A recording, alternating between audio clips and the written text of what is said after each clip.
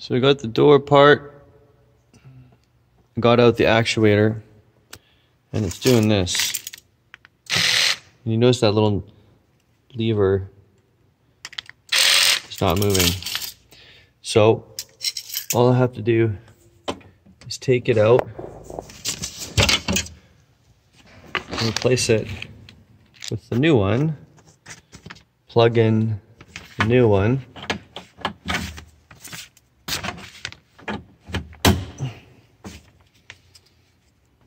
and then if you watch the lever while I hit my keys, lock and unlock. There we go. That's it.